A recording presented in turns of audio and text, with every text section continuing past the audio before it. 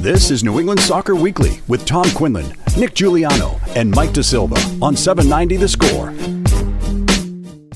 Something new this week to start off this another edition of New England Soccer Weekly, the only radio-based soccer show / podcast in the New England area that's not affiliated with the refs. There you go. Love that. Positive vibes coming in here this week. You know what? I like the tone. Uh-oh. I like the pacing so far. Mike, Nick, guys, how are you? What's We're up? doing good, man. How are you, Tommy? Optimistic. Okay.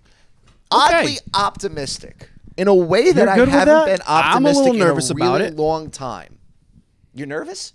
No, No. you. I'm nervous about you being You optimistic. sending the Oh. text that you said Sunday morning that got no reply from either of us was on purpose. That was jarring to get. Yeah, I was a little Not nervous. one of my favorite first texts in the morning. That would be at 8:26 on Sunday morning after the New England Revolution. Brace yourselves, friends. This is after, yep.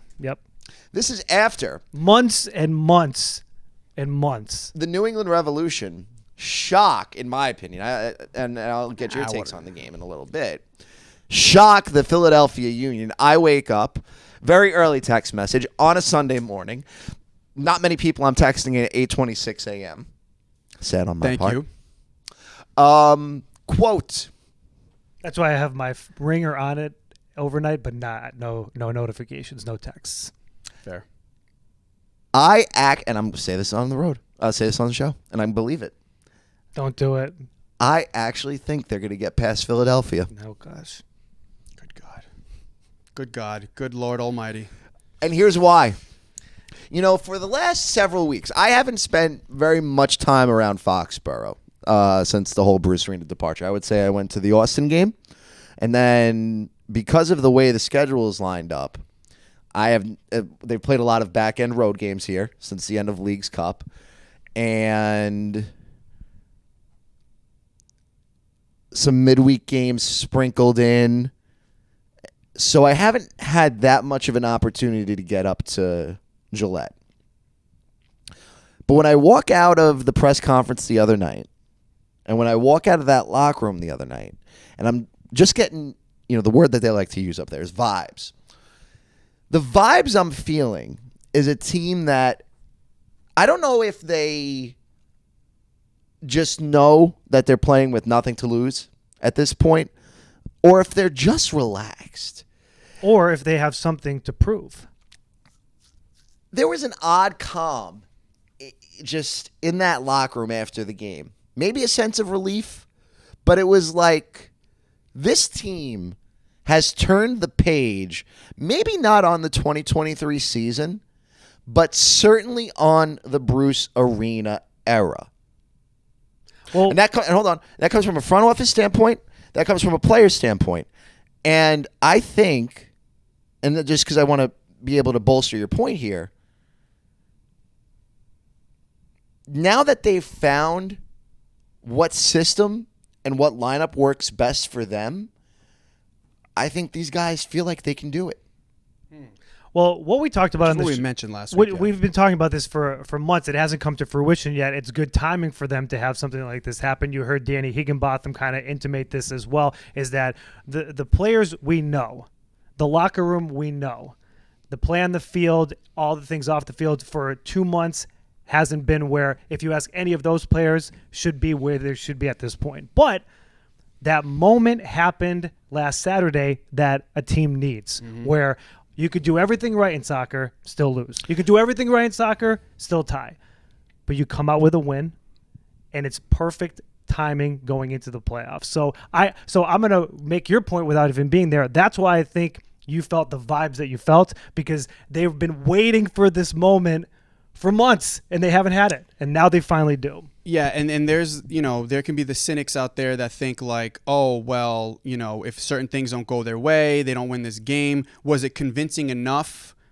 Which I know, Tommy, you've been a victim of saying that in the past. Sure, I think, but is it a convincing win? But for I thought this game I thought their performance, even if they lost or won, could have been good enough. Lost or tied, but the win obviously Yeah, I was helps. going to say, I think with that performance, This is the best they looked in a while. it's the best they've looked in a while, but you I don't think I feel the same if they tie or lose that game. Personally, I think they absolutely needed to win that game to feel any type of confidence. Because let's just say that was the best they've played in a while, and it still wasn't enough. How could you feel confident going into the playoffs with that mentality after what you've been seeing for the past 2 months? But this is why the win was so important, because Massive. I think you can build on that performance heading into the playoffs. But the message for Clint PA and that coaching staff is clearer than ever now. Look we've had a tough time. Just what Danny Higginbotham said last week. We had a tough time.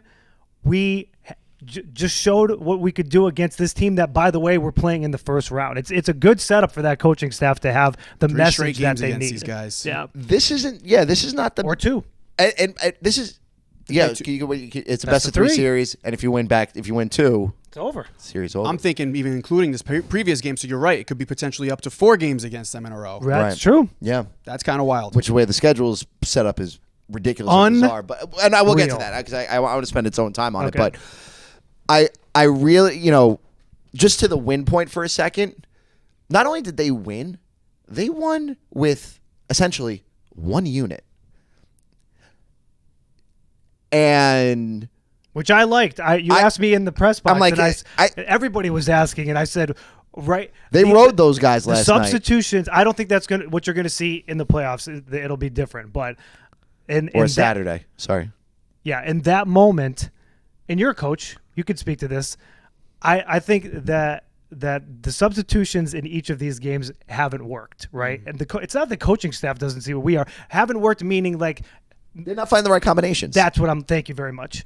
But for me, when I was keep getting asked, are they going to do anything? I'm like, there's nobody on the field that's playing themselves off right now. You don't have to make substitutions. Let them play it out. It was a gamble for sure. It was different, but I think in that situation, it was well read to just let's hang on and see if these guys can do it. There's a difference between leaving a group out there waiting for something to happen and leaving a group out there that's making things happen. I think there's a big difference. Like, you don't want to play the waiting game being like, well, let's give them a little bit longer just in case they give us something.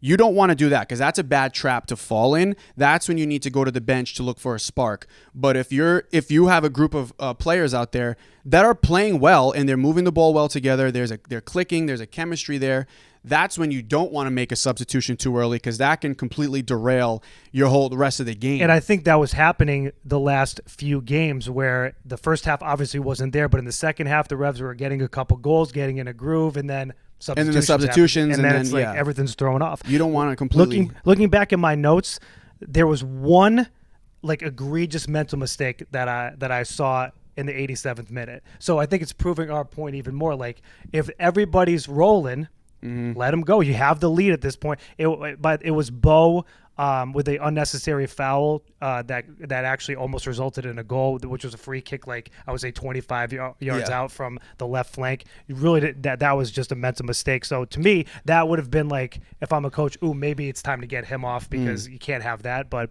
outside of that, it was pretty buttoned up play. And Gustavo Bo, and we'll talk about his comments to me after the game in a little bit. But if that man is starting, is La Pantera. You need him. Is starting on going to prowl again. This is the time of year that he needs to do it, and we've seen him do it in playoff time when it matters the most before. Against Montreal, against Orlando.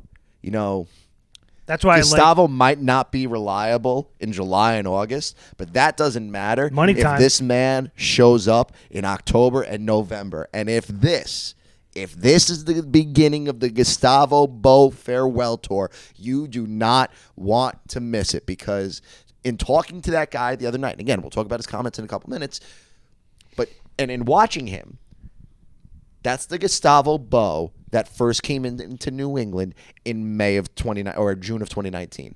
And why did that happen on Saturday?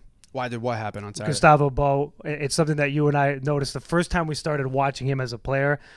He was involved. He needs to be engaged. Tracking in the game, back, got touches, and in the 25th minute, when the Revolution get a penalty kick, and for all intents and purposes, Carlos Heel should be taking that PK. I don't know. 9 times out of 10, he's taking it. I don't know whose call it was. And again, we have the luxury of knowing that the ball went in. But I don't know whose call it was. But to have Bo step up and make that goal. I didn't hate it. No, but I think that was great for his Yeah. mental I too. did it, to, but like, get, you know, to get him ready. That's my point. Is like whoever made that call, great call. think Because maybe he did.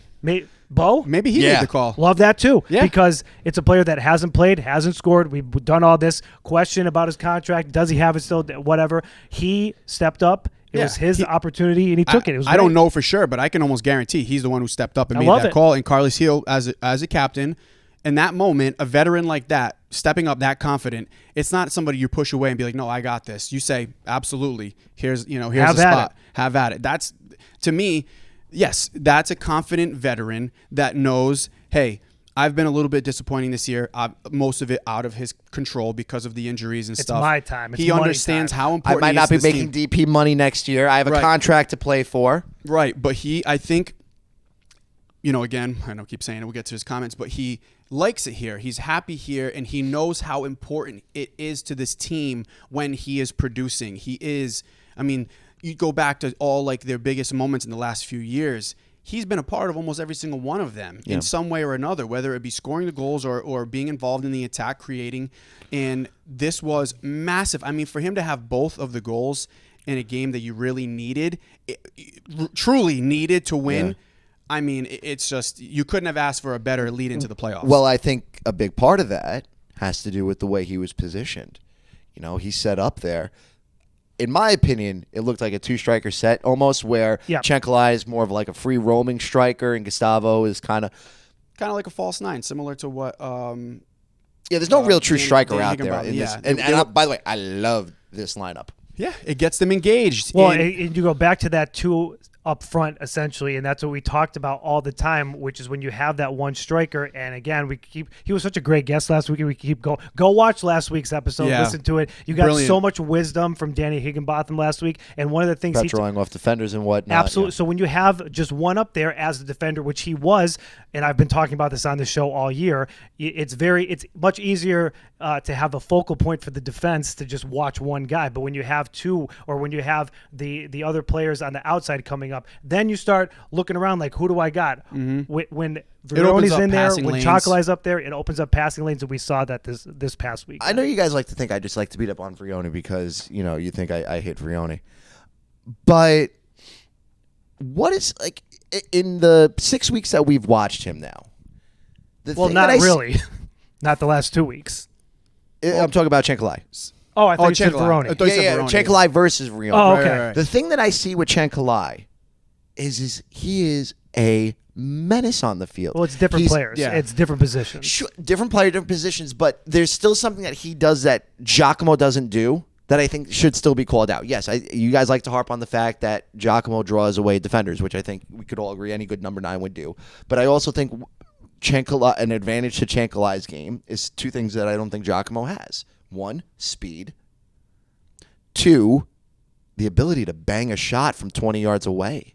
Yeah. I mean, He's an electric player. He You've got- really is. Yeah, he's electric, and Again, I don't think it's fair to compare they're the not, two, but to me, they're not. But look at just real quick. Look at the way, and Vrioni hasn't really seen any action the last 2 games. So what does that say for him and his future here? Well, yeah, that's wild. I think that little fit he had on the sideline probably hasn't helped him too much.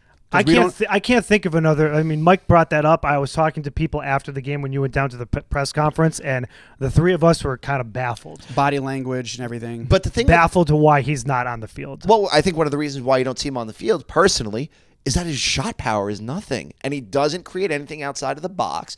Does he draw defenders away? Sure, but is he going to be a guy that's going to take a hard shot on net? Or is he just going to be a fox in the box kind of guy, cleaning up little dirty goals? I know it's tough because he was given opportunity for I would say probably a 6-7 game stretch that you want to see more. But to be honest, Tom, I don't think we know that. yeah, I just don't think that we know it's that. 2 years though. Yeah. It's a full. It's 2 years with no consistency, with no playing time, with your other designated players. But it's- with it the hasn't lineup gone- But shifting Chenkalai's everywhere. been able to do this. Chenkalai's been Different able to produce that position, without different player. Bo. I think it also comes down to, I mean, you look at a player like, just thinking overseas, like Lukaku when he went to Chelsea, right? He had 2 stints there, both of them awful, right? Chelsea has had a run where they can't find a number 9. They still don't have a number 9. And He goes back to Italy, produces. Comes back to Chelsea, nothing again. Goes back to Italy, he's producing again. So maybe it's this So system. it could be the system. Maybe. And we've defended Vrioni, tooth and nail. We've said everything we By can. the way, I still think that. I know you're going to think I'm crazy. I think they would have performed better against Philly with him on the field, and I think that they're better with him in the starting lineup. I do. That I'm not 100% confident. I do. Just because, and again, hindsight's 2020. It's easier for us to say now because they got the win. They looked they looked pretty good most of the game, but maybe they just need to abandon. Maybe this was what they had to figure out. We talked about it last week where it's like you need to find an identity. You need to go back to basics. You need to find a formation that works, and you need to stick with it. Mm-hmm. They've been changing things all over the map. Some because they want to, some because they don't with injuries. Oh, I think the answer is there now. I think you roll. Yeah, You roll with but what you just saw for sure. I think you having a designated number 9 hasn't been working for them. It just hasn't been working for them, and I don't think that's a shot at Vrioni. Maybe it's not going to work here. Maybe he shows up in the playoffs off the bench and he bangs in a couple Who of goals. knows? But you had a number 9 with Book said it worked, right? It just different team. Way different team. Different team. No, it was a different team. If you looked at the way they lined up, right, and you looked at the players that you had behind you when Buxa was here, you had Tejan. Okay. Tejan was your Dylan. So right, Tejan was your Dylan, or even your Chenkalai. Now your Chocolai. Yeah, Chenkalai, I feel like plays very similar. But They're in dynamic terms of players. what Vrioni would have been used to, Tejan would have been. Buxa also liked being a holding. He liked to hold the ball up top, which some players, some strikers have. Like say you send him in on a run. He was very good at making the run to the corner, holding the ball, dishing it back off, and then making that run back into the box. I don't think that's Vrioni's style of play. I think he likes to be on the run. I think he likes making runs into the box to receive balls or crosses or whatever it may be. Buxa liked the ball at his feet, as goofy as it may have looked at times, because he did have some wild feet. And he was such a large. He was a point, large too. person, and he just played differently than Vrioni does. I just don't know if it's. We've seen enough at this point to know that they've tried to make it work with him. I just don't know if it's going to be what their answer in the future. I wonder what the collaboration is like between the players and Clint PA. And it's kind of a question I brought up the other night, but it got deflected. Just as far as like the leadership because it kind of plays into what you talked about Carlos being a leader, stepping up and being more of a vocal captain. How much influence does PA have, and how much influence do the players have over PA? Because he's coming in here, Marcelo's coming in here, Tab Ramos is coming in here. 4 out of 5 guys, 3 out of 4 guys on the coaching staff weren't here for majority of the season. So, do you really know what is best for us if you're one of those players? I think. I mean, think if you have a coach for a reason, and the coach needs to be the one that makes the decision, course. regardless of who comes in. But in this situation, with it being a professional soccer organization and how things have transpired, I don't think it's out of the realm of possibility to say there's more of a collaboration between Hill and the coaching staff right now. It almost feels like there has to be. I think so. There has to be, and also I haven't seen enough really bad body language outside of Vrioni's meltdown on the sideline. No. To tell me that they don't have respect for Clint, because and the pollster saying I got to be playing in my position. Yes. That's really the only 2 big dissension things that He we've wasn't seen. wrong. But he wasn't wrong, Right? And I respect that.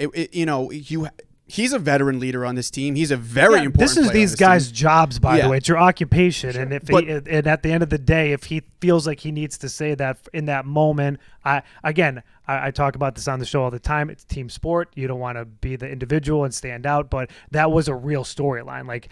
The question was asked. I don't think it's crazy to be like, listen, I feel more comfortable here. This is my natural position. This is where I should be playing. Yeah, and then you go out and prove that Bingo. to be correct. Yeah. Then what's wrong? There's nothing wrong with that. There's Nothing- nothing wrong with a player that's confident, knows themselves, and then goes out and shows That's you. a good sign on Clint to show that he's amenable. Yes. course. Right. Also, they had enough players back from injury where that move could happen Right. again too. And Polster is better where he plays. He Yeah. plays better in that center midfield position. He's a that good holding plug midfielder. stopgap. He's aggressive. He's smart with the ball. I tell you one person who really loves him there is Carlos Hill. Sure. Because that's by the way, Heel again. yeah. Great performance. I mean, top this But notch. to your point, what Polster does that Carlos loves so much is that Polster allows Carlos to play higher up the field. Yeah, he can roam wherever he wants. Carlos don't got to worry about playing because defense he knows Polster will be in that position. Exactly. Well, we said Correct. it. I don't remember if it was last week. We said like it's a problem if you see Hill back at our own 18. Yeah. You know, if you see Hill back at playing almost in a center defensive midfielder position, that's an issue. He shouldn't have to travel that far back to receive the ball. Of course, he needs to check back and get engaged as the 10.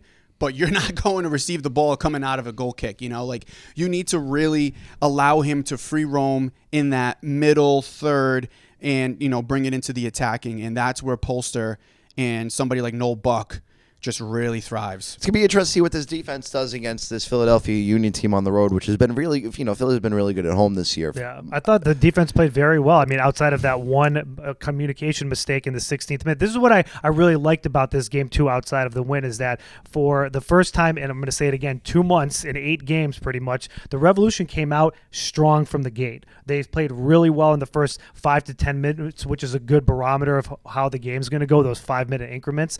And then in the 16th minute, you have that blunder, right? And then you're down 1-0, and the crowd's taken out of it, and everyone's like, oh, here we go again. But you know what? You responded in the 25th, you responded in the 42nd, and then you hung on for the rest of the game. It's a good character that penalty building was win. a nice little gift from the soccer gods. And that was a penalty. 100% Yes. a penalty, But- without a doubt. Yes, but it was a agreed. gift. Here's the number that sticks out to me, too, though, from the 44th minute on. I know, how we feel about stats It's on all the right. show. Drop them. Go ahead. Philadelphia, no shots on target from the 44th minute I think that's fair all to the way bring to up. the end of the game. That's a That fair is stat. that's gotta an be important acknowledged. statistic because What was their chance? What's the stat? Your chances of expected whatever. expected goals. XG. Yeah. They're XG. The XG What are we what? doing? Had to be What under are one. we doing here? Had to be under 1 in the second half, right? No shots on net or no dangerous. What a stat! I can't even believe that's real. Oh, well, math. Yeah, but just stick with the shot on goal no, thing but for a that's second. fair to bring up. You lock down an offense that I think is got some really good star power to it. For and sure, Gonzaga they're and scoring Carranza. left and Can right. we call it what yes. it is, though? And I think that now, if we're going to flip some narratives real quick, right? If we're going to throw some narratives out there heading into the playoffs, we mentioned last week the Philadelphia hasn't dropped points in 8 games. They only won 2 of those games. Right. And now they've only won 2 out of their last 9 games. So that, to me, is almost a little bit more of a mental hurdle than what the Revolution are facing. I don't remember his name. Which is why I found I'm cautiously optimistic. I found Philadelphia Tom, the guy who covers the Union, Philadelphia Tom. and they were not. He and his commenters were not happy at all. I forget the name. I wish I wrote it down. Jonathan? No, I don't think so. God, a Philadelphia Tom. I'm pretty sure sounds like my actual worst nightmare. Yeah, Philadelphia. And I love New It England was Tom. very, very negative after the game. But And then Philadelphia Well, I'm Tom? New York. Well, first off, I'm New York Tom that lives in New England. Yeah, Right, but you're covering New England. Very negative after the game on the performance of Philadelphia. Kind of took a shot at them for exactly what you're doing, flipping it the other way. And then when I opened up the comments, there were like 5 people that were just going at the Union, and it's there's like that in every market. I guess it's market. great. Yeah, and listen, I mean, which is amazing because Union fans have been low key fed up with Jim Curtin for a while now. If you've been following what's going on down there in Philadelphia, and post Leagues Cup certainly hasn't helped them. Listen, if they want to get rid of Jim Curtin down there in Philadelphia, Who are you going to bring in? there's certainly a job. Yeah, I was going to There's say. certainly a job that's waiting for him. He's in done New pretty England. well with that program the last few Very years. well. Yeah, So Philadelphia, and I was talking about this with who I think you're calling Philadelphia. No, Tom. he wasn't in the press box. Oh, he wasn't in the press box? No. This was someone else. Jonathan Tannenwald, who works for the Philadelphia Inquirer, I talked to about this, and Philadelphia has all of the makings to be the crown jewel of the Eastern Conference. So to not stick with Jim Curtin would be monumentally stupid, stupider than everything that's happened with Bruce. Yeah, that would be which I have my very own dumb. little take on that today too. Oh, boy. We have an hour. So regardless, great win. Probably, I would say this, since the Revs have come back from Leagues Cup, that's the win of the year. What a time for Oh, it. 100%. What a time for it, Tom. I mean, What a time. that was essentially a playoff game. I mentioned this a few weeks back. You that did. You have to look at every week as a playoff game. Thankfully it wasn't because they would have got bounced. But that to me felt like a playoff win. You're heading into this series now. Best 2 out of 3. 41,000 people there. Well, 41,000 announced. I don't think it was 41,000 there. in a I forgot monsoon. on camera. Yeah. Oof. I mean, hey, it's good to be optimistic. No, there is definitely it's also it's a soccer night. But I also think in general, this team deserved that. This team deserves to have the support behind it. This team deserves, to still have some market momentum. This team proved itself to me the other night that they're not going to roll over and die. This season, while I think an MLS Cup is unrealistic, I actually do think there is a little bit of a playoff run coming, especially with what you saw with what the Red Bulls did to Charlotte on Wednesday night. And I thought you, Tommy, take them out of the playoffs, but you didn't. No. So I was pausing at what's going on right now, but maybe can you do me a favor? Can you not bet on the Revolution? That's all I ask. Please. Because listen, I betting on the Revs in Philadelphia is going to be hard to do. Do you want to bring up? I can't believe. Hold on. Do you want to bring up on our show what happened Saturday before the game? Good, this would be a good transition. So believe the move you pulled on Saturday. You know who he is now? I think he's. You know who he is now? Selfish Tommy. Selfish Tommy. So we talked about, as we know at this point, I'm a very sad Chelsea supporter, right? And as we know, I don't mind laying down a parlay every now and then. And Danny Higginbotham, again, in case, pinch me if you've heard that name yet today. He mentioned last week that he thinks that Chelsea was going to give Arsenal some problems last week, and I was very happy to hear that. And he was correct because for the majority of that game, they did. And I had tweeted him. 75 minutes worth of it? Yeah, and then well, here's the thing: when Chelsea scored the second goal, Tom decided to text our group chat, "Game over." In my mind, I said, "That's not good. That can't be good. This is Tommy takes. He usually is the reverse jinx man." By the way, I want to interject here. It takes extreme power to have a text message go to your phone and elicit a response like that. Shout out to you. Because I saw it too. I'm not a Chelsea supporter, and I said, uh-oh. And then, of course, when they then blow the lead, and almost lose, I said some explicit words to Tom. Yeah. In a friendly manner for the most part. No. And he said, well, I did that on purpose, and sent me a screenshot of a parlay he had where he had Arsenal drawing or winning the game. And so when I saw him in the press box, I said, did you know what you were doing in our text group? And he said, absolutely. Yeah, he knew. It was selfish Tom. That's okay. Made some good quid. Well, you made a few quid. But is it worth it? Yes. Damn it. Well, here's the thing. So worth it. Going forward, okay, I'm going to be very aware, and I'm gonna immediately live bet the opposite of what you want, so I can double reverse the jinx. I will say this though, again, it's glass half full, and I love that from you right now. But this Philadelphia team is still a very difficult opponent, and if a few things go a different way in all these games, the result could be different. Andre Blake should have made that save. Sure, he makes that save 99 out of 100 times. That was something that might not have happened. Momentum. I agree. I can't say it too is loud. something real in this sport, and I think this is why I said to start the show that you have a message now. There's something to rally behind. Mental but hurdle. Philadelphia is still a very good team. It's not just going to be a rollover. Absolutely, and it probably goes to a 3-game series. But what Mike is saying is so true about and I didn't believe it until I saw it in person. There's just something that Philadelphia team can't get over right now. I've watched a lot of Philadelphia games this year, double screening them, whatever, whether it be against Nashville, whether it be against Miami in the Leagues Cup. There's something missing from that Philadelphia team right now, offensively, and even defensively at times. Andre Blake has had some really, for who I think, once Matt Turner left the league, should have been considered the best goalkeeper in the league. He hasn't been. And by a mile, he hasn't been. So and that triangle up top is so potent, but they've kind of quelled a little bit too in Gazdag and Carranza and Ura. I believe Ure might be the most overrated. Excuse me. Yeah, it's fine. You think I go nuts about Giacomo? If he was up here, if Ure was up here, he works well with the two of them. Yeah, so does Giacomo technically. Wait, what? I'm just saying. Yeah, it requires the other pieces in order to be productive. Which is what happened. I'm not doing this again.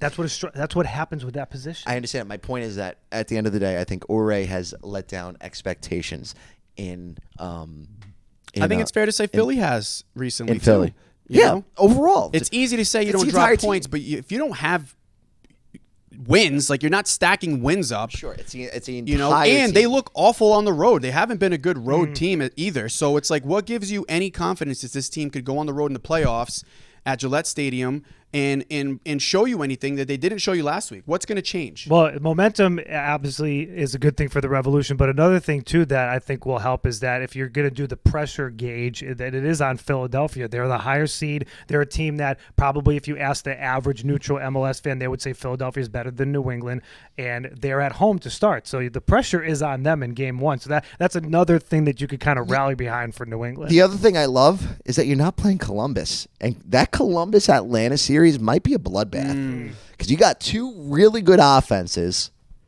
You think let's just play it out. You think they can get by Cincy? Do I think the Revs can get past Cincy? With the way Lucho Acosta's playing right now? I didn't love the way that Cincy played the other night. I mean, Atlanta. It was a throwaway game too. It was a throwaway game, And but they they did still pretty won. much start their starting 11. Like Acosta, man. Like Look out. Since he's the team that I love the most right now that I think has just pure, is just riding really high on and firing on all cylinders is Orlando. A 2-0. You talk about throwaway games. Orlando's locked in as that second seed. They go up to Toronto, who also has nothing to lose. Probably wants to finish the season on somewhat of a high note. And you just continue to suck the life out of that organization in Toronto's Toronto. down bad. I think Orlando right now, if you had to ask me today who's my favorite to come out of the East, it's Orlando. But I would also say that I wouldn't be surprised if the Revs find their way into the conference finals versus Orlando. Okay. The path is there. Path is there. Interesting. I mean, in both of the games, the Revolution against Cincinnati, it wasn't like it was crazy out of control, and it was still dealing with different lineup, different players, and not And this there's the lineup that we've seen expectation now. that we always mention of carrying that top seed. That's true. The pressure falls on them because they are the ones that have something to lose. They were the best team all year. Pressure gauge. And we see how that's worked here recently, even with Supporter Shield winners. I mean, just look back at the past 10 years, what the results for the Supporter Shield winner has been. Again, I love what's happening on the show right now, but it is wild to me that after months, It's a little scary. And then this quick turnaround, that text message, I don't know. I don't know. So that one game, that 90 minutes just totally flipped your whole thought process around. The 90 minutes and talking to people in the building. Okay. Being in the vibe. So you're saying your absences. So you're buying because of we weren't able to make it to Gillette. Being absent allowed your brain to be astray and not be locked in. To be on the inside of it is much different than standing on the outside. Okay. When you're talking to Clint PA the other night, just How are the things, brownies? Little things haven't changed. I do miss the old pretzels That's a from good thing, 2014. though. The brownies are good. Talking to Clint PA, it's little things. Yeah. When you go into a Bruce Arena press conference, you're sitting up straight. You're like, how's this guy going to lay into me today? A little nervous. What's nervous energy? Yeah, there's nervous energy there. Talking with Clint talks to you like a human. He looks relaxed. He looks like he's not worried about anything. He's just trying to do the best job possible. And I think he comes off as a guy that has nothing to lose. Those guys in that locker room come off as a group of players that have nothing to lose. There's just I can't put my finger on it. In some ways I can. But A calming nature, if there's you a will? calming nature, and it doesn't matter that Bruce is not there. And that is fascinating to me. Is it like a confidence within themselves? Yeah. I don't think it's because Bruce is not there, though. I just think that they're professionals and have been able to move forward.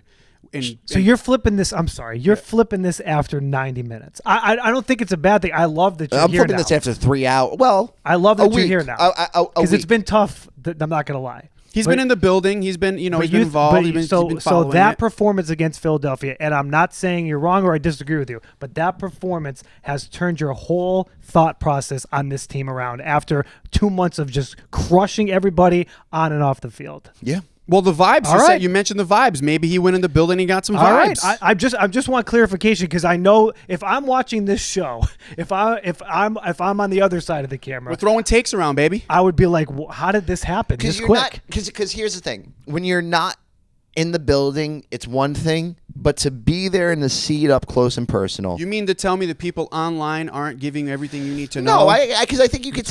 You don't even need to. You don't even need that. It's about what you're seeing when you're watching this team on Slightly. TV.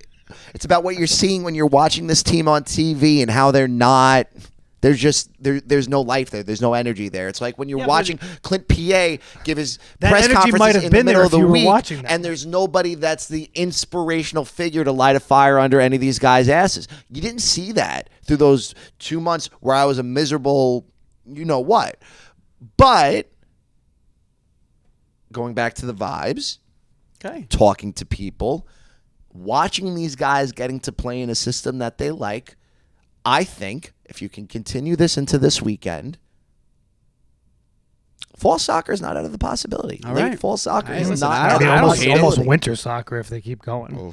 I don't know if we're going to winter. but Let's that call was the pretty close. podcast title is Vibes, by the way. I was Just gonna, one I was word, going. I was vibes. going to go with cautiously optimistic. No, I want vibes. Vibes. I want vibes. Because the vibes is what caused you to be cautiously Yeah. optimistic. You You don't sound very cautiously needed to be. optimistic. No, you there's sound very no confident. You said they're going to the cautious. conference finals. Tom, this is the most optimistic I you've said been there's a path. in 3 years of doing this show. I've never seen this. No, I was more optimistic during 2021. 2020, 2022 was And what all happened?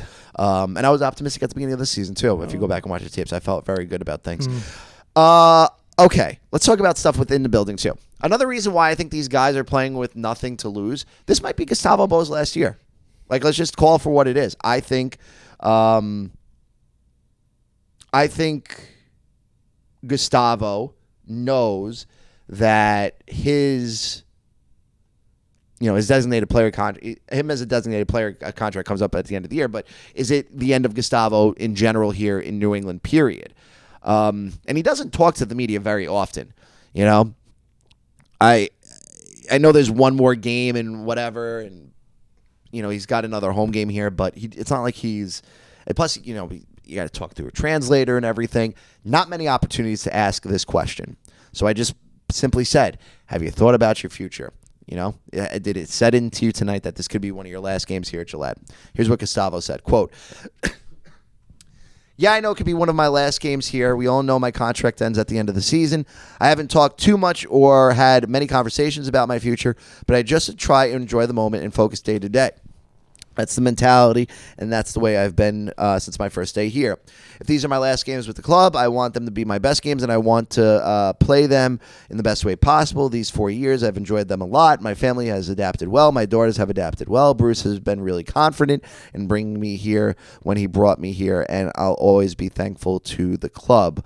There's a phrase that I always say, quote, "Football takes you where football wants to take you, not where you want it to take you. It's the first time in my career I've spent this many years at a club, but I'm just fulfilling the contract, and I'm enjoying this. Thinking it could be one of my last games makes me emotional because I've had so many great memories with this club, but that's all I can say." I mean, that sounds. Shout out to Hayden. Yes, shout out to Hayden Bird for typing that up, and then shout out to Harold Rivera on staff for translating it. Yeah, I think And to you for asking the question. I think this is a guy that knows he is possibly on his way out, and So if he takes a pay cut in the offseason to come back, is that something you would entertain? how much are you going to be cutting? Especially if he can go back down to Argentina and make some money. I'm just asking if he Is loves there it here so is there much, a world in is which there I a can world, want yeah, him where he back comes in under some TAM structure? I think it depends on what you do with the rest of the team. Realistically, no. I think you need to move on. This is a good time just to move on. Thank you for your service. That's tough. I mean, you started off the show saying that he's the difference maker and on the team right now coming in. It's kind of difficult But to you can just build let up that player go. It depends on who the next. I mean, at the end of the day, he is Bruce's guy, and I don't think the next guy. Not that like he's siding with Bruce or anything in that situation. What happens if Carlos wants him to stay? I would turn around to Carlos and say, "Can you tell me Gustavo's going to stay healthy for 6 to 8 months of the year?" I'm just playing devil's advocate. It's very difficult, and again, we have to see what happens here in the playoffs. If he rips 10 goals and you go there, who knows? But I think it's been, for what I've seen from Gustavo Bo, it's an immensely talented player that in clutch time can score goals, that when he's engaged and healthy on the field is a difference maker. But in the time since we've joined the show, there has just been too long a stints of him not there. And by the way, they haven't won. So if they won an MLS Cup final one of these 3 years, then you kind of think differently. But when this tends to happen for the prolonged time it does, it's kind of tough. I think you also need to listen to a part of what he said in there too, is his daughters have adjusted to it. His family's happy here. It's the longest he's been in one club.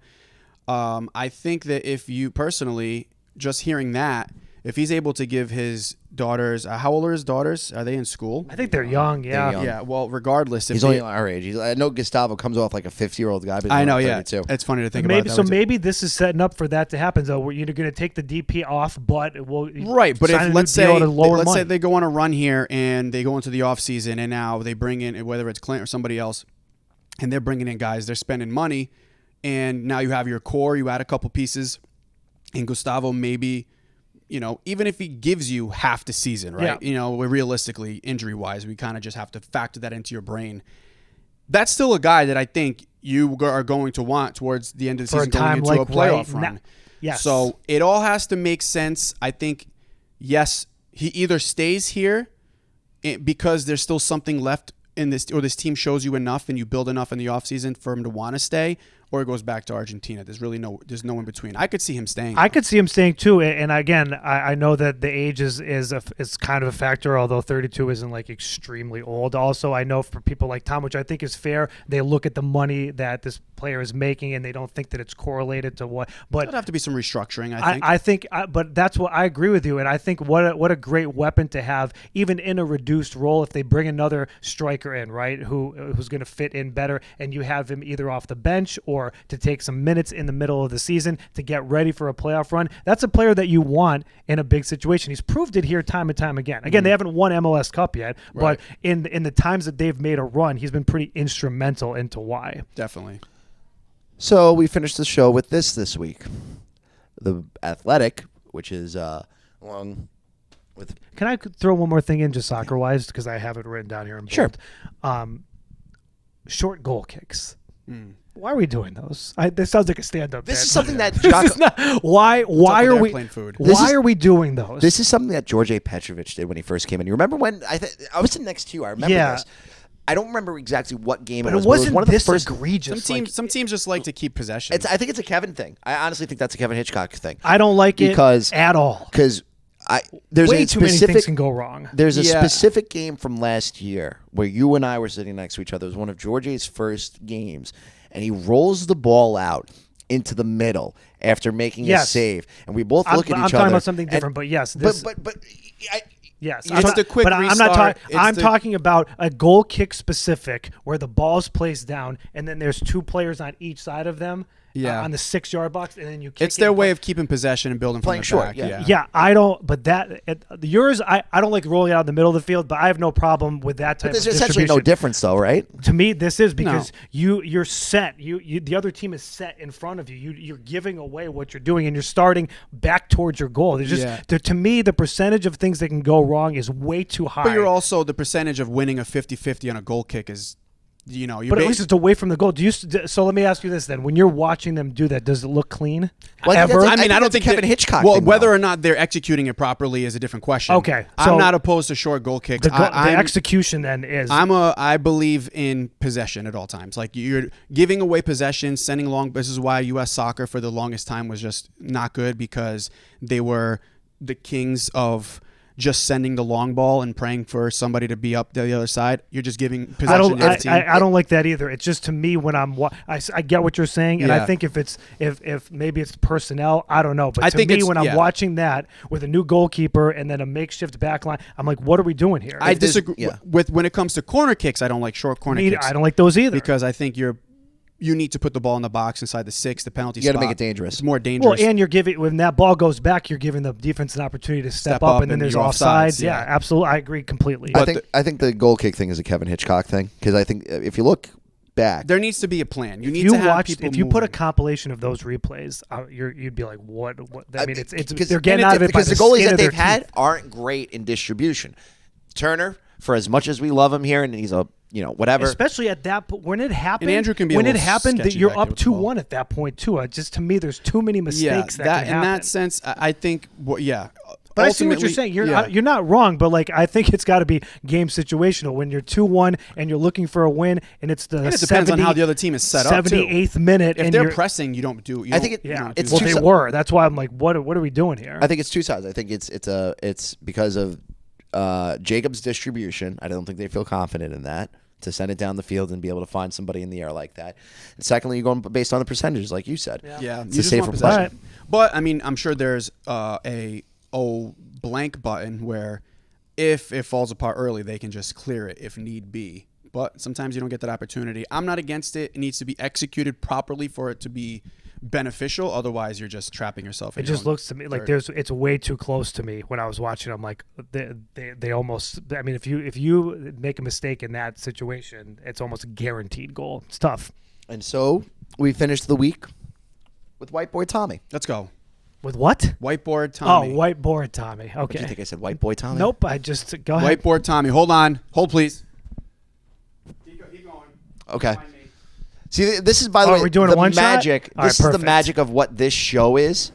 Not only do all three of the on-air talent come on here and entertain you, we're also our own camera people and production people. Also, Steve's on By here the way, today. it's mostly Mike, so shout out to him. This week has been an interesting week. Like I said, for me, vibes, everything. Podcast title. Podcast. The story that came out last week, which was just absolutely incredible, came out last Friday. The Athletic had the story. Bruce Arena has put his name forward to be possibly the new head coach / maybe GM, have the same role with DC United, who have just lost Wayne Rooney. Now, this brings up several things. But you have that. And then you have the video that the Revolution decided to put out. What was it? Monday this week? Sunday? Their little playoff hype video. Are you talking about the Twellman thing? You have a problem with that? I don't have a problem with I'm it. off. Go ahead. I don't have a problem with it. No, we're dynamic right now. Go ahead. Get off. We're called, the video, it's called It's About Us. But who is us? Who exactly is, thank you. Who is us? And what lines in the sand are we drawing here? There's two teams that we're talking about. We have Team Bruce Arena and Team Revolution front office. And it kind of felt like to me, and I want your reaction to this, that when Twellman opens that video and he says the line, "It's always been about us," I'm sorry, but that just went somewhere where I go, I cannot let this go. We go from, quite possibly, one of the best coaches ever in American soccer to Clint PA.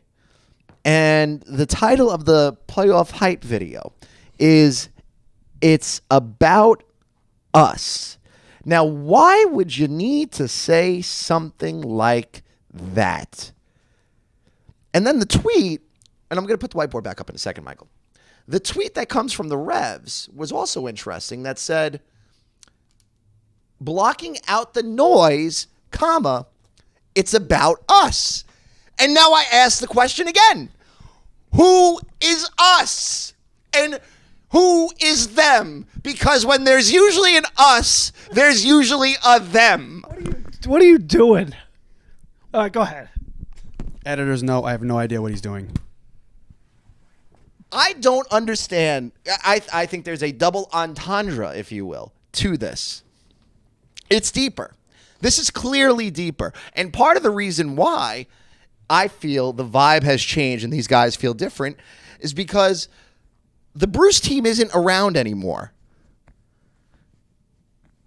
And that sticks out to me for several reasons. Why is it that we had to draw the line in the sand like that. You know, there are all different types of words you could use to talk about what this team could be if they were to make a playoff run. Resiliency is a word that you use. But the phrase you use is about us. And now you're drawing a line in the sand where it's us versus them. And who is them? And in some ways, them has to be Bruce Arena. Because Bruce Arena thinks he can come back from whatever he did where he had to apologize. And yes, he apologized. But he feels like what he did wasn't bad enough. Where, yeah, not only am I going to throw my name out there for head coach of DC United, but I'm going to make sure it gets into the media. And I want the media and the public to know that I'm coming back and I'm not dead yet. And don't be surprised if Bruce's men, you know, maybe quote unquote them, starts to put out their side of the story on what happened when everything hit the fan here. And then you go to the other side, and that's the Revs front office. And specifically, the comments made by Brian Bolello. And two very specific quotes. One from when he did his scrum with the media. My thumb knocked out some of the words here. And then one from the supporter summit that the front office did with the Revs last week, which wasn't streamed and I think is absolutely ridiculous, but neither here nor there. Two things that that Bolello has said that I think people should, you know, keep an eye on. One, we all feel bad for Richie. Why do we feel bad for Richie? Is Richie a whistleblower? Or is Richie a victim here? We don't know that answer.